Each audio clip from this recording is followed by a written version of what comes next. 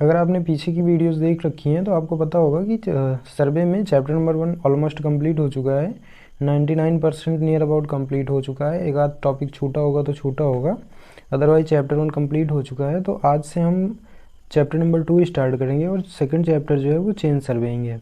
अब chain surveying क्या होती है, सबसे पहले तो हम चेन को समझ लेते हैं, उसके बाद चेन सर्वेइंग क्या होती है इस चीज़ को समझेंगे। तो जैसे अभी तक आपने देखा होगा, हमें कोई भी चीज़ मापनी होती है तो हमारे पास एक फ़ीता होता है, फ़ीता जिसे हम टेप बोलते हैं। अब ये फ़ीता आपके पास मेटेलिक भी हो सकता है या फिर कपड़े का भी होता है। तो प्रेजेंट टाइम पे हम फ़ीते या टेप का यूज़ करते हैं। गांव में या नॉर्मल आपने सुना होगा इंच टेप का यूज़ करते हैं। लेकिन पहले क्या होता था, पुराने टाइम पे जो भी हम सर्वे करते थे या फिर कोई भी खेत हमें मापना होता था तो हम वहाँ पे हेल्प लेते थे चेन की। इसमें से कुछ लोगों ने चेन देख भी रखी होगी, अगर आपके कॉलेज में होगी तो चेन आपने देखी होगी, अदरवाइज़ तो चेन आपने नहीं ही देखी होगी। तो चेन की आपको साइड में एक फ़ोटो दिख रही होगी, आप वहाँ से देख लीजिए चेन क्या होती है। इसके बाद एक दिन हम चेन की अलग से वीडियो बनाएंगे जिस पे आपको केवल चेन के बारे में हम आपको चेन एज इट इज़ दिखाएंगे, ओरिजिनल चेन क्या होती है और उसमें कैसे हम माप पढ़ते हैं, सारी चीज़ें हम एक दिन आपको बताएंगे। एक वीडियो आपको उस पर मिल जाएगा। तो पहले साइड में दिख रहे हैं आप फ़ोटो से, आप वो ऐसे नॉर्मली देख लीजिए कि चेन क्या होती है। इसके बाद हम जब वीडियो लाएंगे तो उस पर हम सारी चीज़ों को वहाँ पे क्लियर कर लेंगे। तो आई होप चेन आपने समझ लिया होगा क्या होती है। और इसका जो मेन पर्पज़ होता है, अगर हम किसी भी क्षेत्रफल में, मान लीजिए हमारे पास ये कोई क्षेत्रफल है, अब इस क्षेत्रफल में हमारे पास कोई अलग अलग पॉइंट्स हैं, ए है, बी है, सी है, अलग अलग पॉइंट्स हैं। इनके बीच में अगर हमें केवल डिस्टेंस मेज़र करनी हो, केवल ए और बी के बीच कितनी दूरी है या फिर बी और सी के बीच कितनी दूरी है, केवल हम इससे जो होती है दूरी मापते हैं।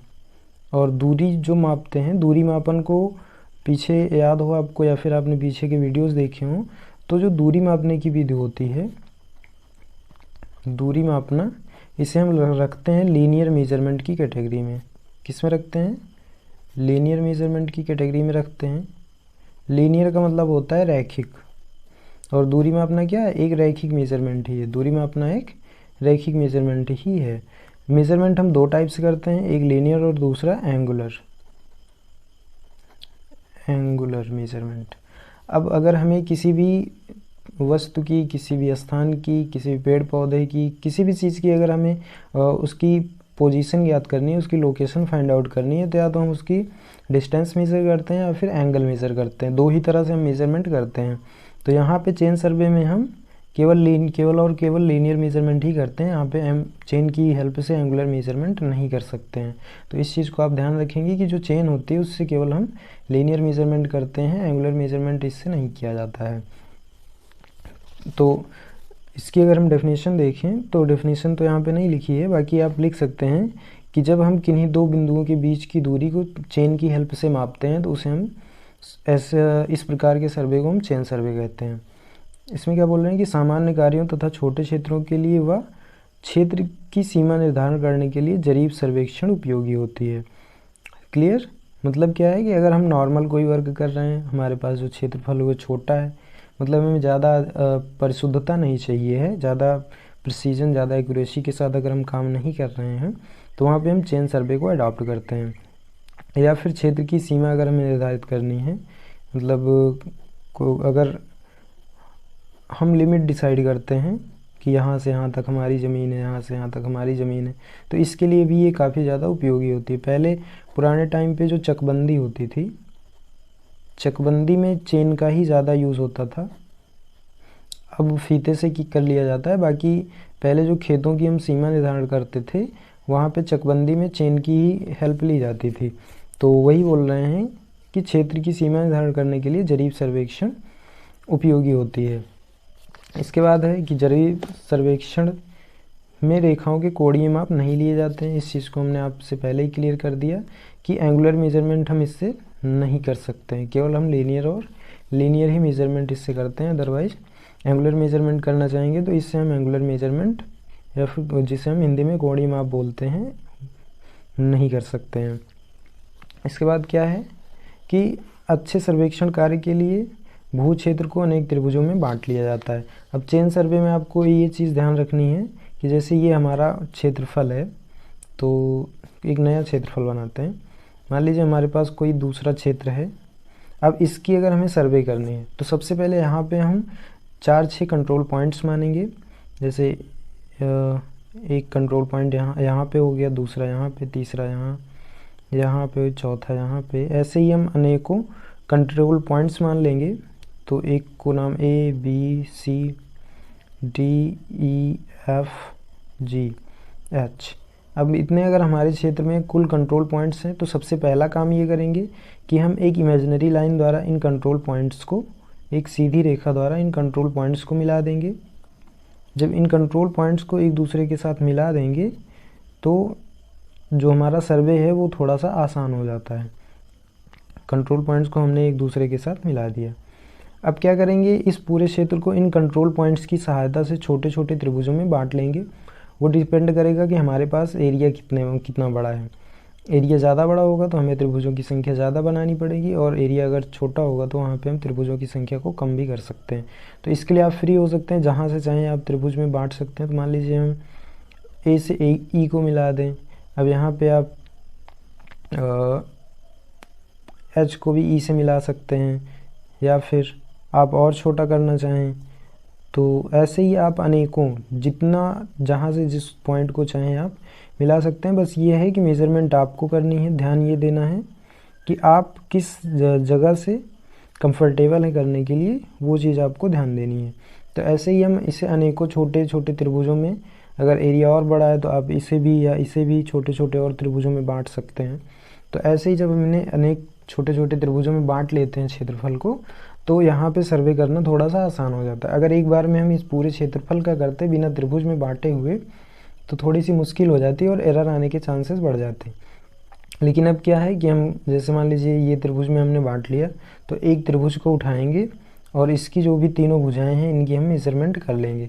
तो इसका जो हमारे पास एक क्षेत्रफल मिल जाएगा। और जो भी इसका और एक फ़ायदा होता है कि यहाँ पे जो जब आपने प्रिंसिपल ऑफ सर्वेइंग पढ़ा था तो वहाँ पे आपने देखा था कि एक टर्म मिला रहा होगा एक्यूमुलेशन ऑफ एरर। उसमें क्या होता है कि त्रुटि जो है, जो भी एरर्स आती हैं वो इकट्ठा नहीं हो पाती हैं।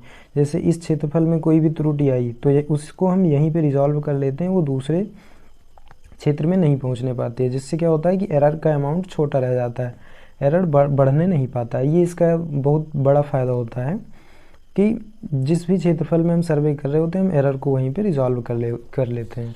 तो आई होप आपको क्लियर हुआ होगा कि ये क्या कहना चाह रहे हैं कि अच्छे सर्वेक्षण कार्य के लिए भू क्षेत्र को अनेक त्रिभुजों में बांट लिया जाता है, जिसकी प्लॉटिंग उनकी तीन भुजाओं की लंबाई मापकर आसानी से किया जा सकता है। वही कि अगर हम त्रिभुज में बांट लेंगे तो एक तीनों भुजाओं का, इसका इनकी हम मेजरमेंट करके इसकी प्लॉटिंग आसानी से कर सकते हैं। उसके बाद है कि और कोणीय मापन की आवश्यकता नहीं पड़ती है। ये चीज़ हमने स्टार्टिंग में डिस्कस कर ली थी। अब त्रिभुजों में जब हम इसे बांटते हैं तो इसको एक और नाम मिल जाता है जिसे हम बोलते हैं जरीब त्रिकोणीयन या फिर चेन ट्रिएंगुलेशन।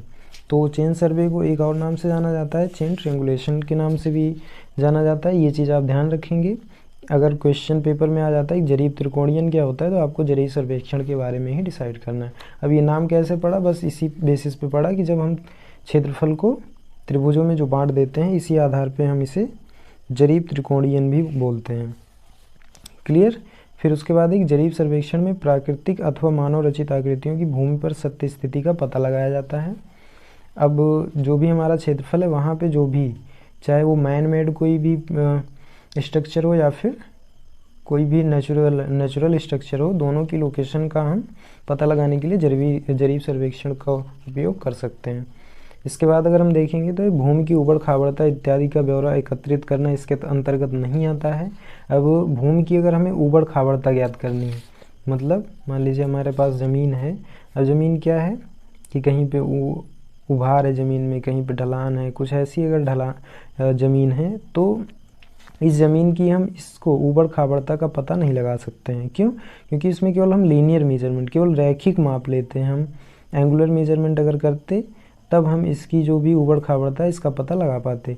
रैखिक माप लेने की वजह से केवल हम ये सीधी दूरी ही माप सकते हैं, इसलिए हम इसमें ऊबड़ खाबड़ता का पता नहीं लगा पाते हैं। अब इसके बाद जो नेक्स्ट टॉपिक है वो है जरीब सर्वेक्षण का उपयोग। इसका उपयोग कहाँ कहाँ पे होता है? पहला, जब भूक्षेत्र छोटा, सीमित व खुला हुआ हो, मतलब चेन सर्वे ज़्यादा प्रिसीजन के लिए हम नहीं यूज़ कर सकते हैं। अगर हमें ज़्यादा शुद्धता नहीं चाहिए होती है तो वहाँ पे हम चेन सर्वे का यूज़ करते हैं। और क्षेत्रफल अगर हमारे पास छोटा, बहुत बड़ा क्षेत्रफल नहीं है, तब हम जरीब सर्वेक्षण या चेन सर्वेइंग का यूज़ करते हैं। और लिमिटेड एरिया होना चाहिए और एकदम खुला एरिया होना चाहिए, वहाँ पे ज़्यादा क्या बोलते हैं, कोई भी बाधाएं ना हो। बाधाएं इन द सेंस पहाड़ी ना हो, कोई झाड़ी ना हो, या फिर पेड़ पौधे ज़्यादा ना हो, ऐसी जगहों पर ही हम चेन सर्वे का यूज़ करते हैं। इसके बाद एक, जब भू क्षेत्र लगभग समतल हो। समतल अगर होगा तभी हम वहाँ पे कर सकते हैं, अदरवाइज चेन जो होती है ये मेटेलिक होती है, मतलब लोहे की बनी होती है और इसका वज़न होता है। तो कहीं ना कहीं वज़न होने की वजह से, वज़न ज़्यादा होने की वजह से अगर हम ऊबड़ खाबड़ जगहों पर करेंगे तो वहाँ पे हमें परिशुद्धता नहीं मिल पाती है। उसके बाद बोल रहे हैं जब क्षेत्र की स्थलाकृति साधारण प्रकार की हो, मतलब समतल हो, क्षेत्रफल हमारा ज़्यादा ऊबड़ खाबड़ ना हो, तो वहाँ पे हम चेन सर्वे का यूज़ करते हैं। इसके बाद जो नेक्स्ट पॉइंट है जब क्षेत्र को सटे त्रिभुजों में बांटा जा सके और स्टेशन परस्पर दिखाई पड़ते हो। मतलब अगर क्षेत्रफल को हम त्रिभुजों में बांट लें, ऐसे चांस होते हैं तो वहाँ पे हम चेन सर्वे का यूज़ करते हैं। और दूसरी बात जो ध्यान देने वाली होती है कि जो भी हमारे पास स्टेशन है, जैसे ए और बी स्टेशन है, तो ये एक दूसरे के साथ प्रॉपर विजिबल हो रहे हो, दिखाई पड़ रहे हो। अगर ये दिखाई नहीं पड़ते हैं तो वहाँ पे चेन सर्वे करना इम्पॉसिबल होता है। तो इसलिए जो भी हमारे पास स्टेशन बिंदु होते हैं वो एक दूसरे के साथ प्रॉपरली विजिबल हो रहे हो, दिखाई पड़ते हो। इसके बाद है कि जब सर्वेक्षण के लिए उच्च परिशुद्धता वाले उपकरण उपलब्ध ना हो, हमारे पास हाई प्रोफाइल के इंस्ट्रूमेंट ना हो, बहुत ज़्यादा महंगे इंस्ट्रूमेंट अगर हमारे पास नहीं हैं, तो वहाँ पे हम चेन सर्वे की हेल्प से आसानी से मेजरमेंट कर लेते हैं। जैसे हमारे पास डंपी लेवल ना हो, थियोडोलाइट ना हो, या फिर ऑटो लेवल ना हो। तो अगर ऐसे महंगे इंस्ट्रूमेंट हमारे पास नहीं हैं तो हम सिंपली चेन की हेल्प से हम जो भी मेजरमेंट हमें करना होता है हम कर लेते हैं। जब उसके बाद नेक्स्ट पॉइंट बोल रहे हैं कि जब नक्शा बड़े पैमाने पर तैयार करना हो। बड़े पैमाने पर तैयार करने का मतलब ये है कि जो स्केलिंग हम करते हैं वो बड़ी हो, बहुत ज़्यादा हमें छोटी स्केलिंग ना करनी पड़ेगी। जैसे मान लीजिए हमें कोई अगर लंबी मेज़रमेंट करनी है तो वहाँ पे हमें छोटी स्केल में माननी पड़ती है। छोटी स्केल का मतलब हुआ कि जैसे 1 किलोमीटर बराबर 1 सेंटीमीटर। तो ये क्या हुआ कि डिस्टेंस तो ज़्यादा थी लेकिन इसके कंपैरिजन में स्केल छोटी है। तो वही बोल रहे हैं कि अगर कुछ ऐसा है, स्केल छोटी है, तो हम वहाँ पे नहीं मेज़रमेंट करेंगे। जब स्केल पैमाना हमारे पास बड़ा हो, जैसे मान लीजिए 5 मीटर बराबर 1 सेंटीमीटर, तो क्या है 5 मीटर एक छोटी डिस्टेंस है और उसके कंपेयर में ये पैमाना बड़ा है। तो बड़े पैमाने पर अगर हमें नक्शा तैयार करना है, मैप तैयार करना है, तो वहाँ पे हम चेन सर्वे का यूज़ करते हैं। इसके बाद एक, जब उपलब्ध धनराशि तथा कार्य अवधि सीमित हो। हमारे पास जो भी बजट है अगर वो कम है और जो टाइम है वो लिमिटेड है। अगर हम परिशुद्धता के साथ काम करेंगे तो हमें टाइम ज़्यादा लगेगा और कहीं ना कहीं जो उसका खर्च है वो भी अधिक आएगा। मान लीजिए हम डंपी लेवल लाते हैं, ऑटो लेवल लाते हैं, थियोडोलाइट लाते हैं, तो ये सब महंगे इंस्ट्रूमेंट है, वहाँ पे खर्च ज़्यादा बढ़ जाएगा। तो वही बोल रहे हैं कि अगर हमारे पास धनराशि और जो टाइम है वो लिमिटेड हो, तब हम वहाँ पे चेन सर्वे का यूज़ करते हैं। इसके बाद एक, जब क्षेत्र घनी आबादी वाला हो और स्टेशन स्थापित करने में कठिनाई हो तो इसका प्रयोग नहीं किया जाता है। ये चीज़ पहले ही क्लियर हो गई कि जहाँ पे क्षेत्र जो है लिमिटेड हो, बहुत ज़्यादा वहाँ पे ऊबड़ खाबड़ता ना हो, झाड़ियाँ ना हो, पहाड़ियाँ ना हो, या फिर जो पॉपुलेशन है वो अधिक ना हो, तो हम ऐसी जगहों पर इसको नहीं यूज़ करते हैं। ठीक है। फिर क्या बोल रहे हैं, जब क्षेत्र काफ़ी बड़ा व ऊबड़ खाबड़ हो। क्लियर, ये चीज़ भी हमने पहले ही डिस्कस कर रखी है। इसके बाद है कि जरीब सर्वेक्षण के लाभ। जरीब सर्वेक्षण के लाभ के बाद हम आगे का टॉपिक नेक्स्ट लेक्चर में डिस्कस करेंगे, लेकिन यहाँ पे पहले हम जरीब सर्वेक्षण के लाभ देख लेते हैं। अब इसका जो लाभ है वो क्या है कि छोटे व खुले क्षेत्र तथा सामान्य निर्माण कार्यों के लिए संतोषजनक रहता है। मतलब अगर हमारे पास क्षेत्रफल छोटा है तो छोटे क्षेत्रफल में हम इसे आसानी से अपना सकते हैं और हमें कोई भी कठिनाई नहीं होती है। ये कम टाइम में हम इसे कर सकते हैं। क्यों कर सकते हैं? क्योंकि अगर हम मान लीजिए कोई डंपी लेवल की हेल्प से या फिर थर्डोलाइट की हेल्प से मेज़रमेंट कर रहे हैं, तो सबसे पहले तो हमें ट्राइपॉड सेट करना पड़ेगा। ट्राइपॉड सेट करने के पश्चात हमें सेंटरिंग है, लेवलिंग है और ओरिएंटेशन है, कई सारी चीज़ें करने के बाद हमारा इंस्ट्रूमेंट सेट होता है। लेकिन इसमें ऐसा कुछ नहीं करना पड़ता है। तो ये जो यहाँ पे मान लीजिए हम जो अगर महंगे इंस्ट्रूमेंट यूज़ कर रहे हैं, तो पहले तो सेट करने में ये टाइम काफ़ी ज़्यादा कंज्यूम कर जाता है। और लेकिन इसमें हमें कोई भी ना तो सेंटरिंग करनी है, ना लेवलिंग करनी है, ना ओरिएंटेशन, कुछ भी नहीं करना होता है। हम डायरेक्ट मेजरमेंट करना स्टार्ट कर देते हैं, जिसकी वजह से टाइम कम लगता है। इसके बाद है कि सरल उपकरणों की आवश्यकता होती है। यहाँ पे हमें ज़्यादा महंगे और ज़्यादा हाई प्रोफाइल वाले इंस्ट्रूमेंट नहीं यूज़ करने होते हैं। क्लियर। उसके बाद है कि सामान्य प्रकार का सर्वेक्षक व श्रमिक भी भली भांति सर्वेक्षण कार्य कर सकता है। जैसे आप फीते से मेजरमेंट करते हैं, तो फीता आप किसी को पकड़ा दीजिए, अगर कम पढ़ा लिखा होगा तो भी वो फीते से डिस्टेंस को मेज़र कर लेगा। वैसे ही इसमें भी होता है कि अगर इसमें ज़्यादा स्किल की ज़रूरत नहीं होती है, जो नॉर्मल टाइप के लोग हैं वो भी इससे मेज़रमेंट कर लेते हैं। लेकिन अगर आपको महंगे इंस्ट्रूमेंट से, ऑटो लेवल है, डंपी लेवल है, थर्डोलाइट है, इन सब से अगर आपको मेज़रमेंट करनी है, तो इसकी जो सेटिंग है यही करने में टाइम लग जाता है। आपको सारी चीज़ें पता होनी चाहिए। आप स्किल्ड लेवल की ज़रूरत पड़ती है, लेकिन यहाँ पे स्किल्ड लेवल की ज़रूरत नहीं पड़ती है। इसके बाद नेक्स्ट पॉइंट है कि इस सर्वेक्षण में व्यय मतलब होता है खर्च जो है वो न्यूनतम आता है। न्यूनतम क्यों आता है, ये चीज़ पहले हमने डिस्कस कर रखी है। उसके बाद मापन व आरेखण कार्य सरलतापूर्वक हो जाता है। क्यों हो जाता है? क्योंकि यहाँ पे हम केवल लीनियर मेजरमेंट लेते हैं, एंगुलर मेजरमेंट नहीं लेते हैं, जिस वजह से हम आसानी से जो भी हम प्लॉटिंग हमें करनी होती है वो हम आसानी से कर लेते हैं। इसके बाद नेक्स्ट पॉइंट है, नेक्स्ट टॉपिक है हानियाँ, डिसएडवांटेज क्या हैं। डिसएडवांटेज देख लेते हैं जल्दी से, इसके बाद इस वीडियो को हम यहीं पे समाप्त करेंगे क्योंकि ड्यूरेशन ज़्यादा हो रही है। तो अब इसके अगर हम हानियाँ देखें, डिसएडवांटेज क्या हैं, तो डिसएडवांटेज है कि ये परिशुद्ध नहीं होता है। ये चीज़ स्टार्टिंग में क्लियर हो गई कि अगर हमें ज़्यादा एक्यूरेसी नहीं चाहिए है तो हम चेन सर्वेइंग करते हैं। घनी आबादी हो गया, जंगल हो गए, पहाड़ी ऊबड़ खाबड़ क्षेत्र, ऐसी जगहों के लिए उपयोगी नहीं होता है। जंगलों में क्या होगा, इसे एक पॉइंट से दूसरे पॉइंट तक ले जाना मुश्किल हो जाता है। पहाड़ियों पर भी आप नहीं कर पाएंगे, ऊबड़ खाबड़ जगहों पर भी नहीं कर सकते हैं। और अगर वर्षा, आंधी व तूफान के दौरान भी हम इससे सर्वे नहीं कर सकते हैं। इसके बाद एक घनी बस्तियों या नगरों की तंग गलियों में जरीब सर्वेक्षण अपनाने में परेशानी होती है। तो पॉइंट सारे आसान है, आई होप आपको सारे पॉइंट्स क्लियर हुए होंगे। तो चेन सर्वे क्या होती है, उसका पर्पज़ क्या होता है यूज़ करने का, और उसके लाभ क्या हैं, हानियाँ क्या हैं, ये सारी चीज़ें आई होप आपको क्लियर हुई होंगी। अगर क्लियर हुई हैं तो अच्छी बात है, और अगर आपको वीडियो पसंद आई तो वीडियो को लाइक करें और दोस्तों के साथ भी शेयर करें, जिससे कि उनको भी थोड़ी बहुत इन्फॉर्मेशन मिल जाए। और अगर आप हमारे चैनल पर नए हैं तो चैनल को सब्सक्राइब ज़रूर कर लें। मिलते हैं नेक्स्ट वीडियो में नेक्स्ट टॉपिक के साथ, तब तक के लिए जय हिंद, जय भारत।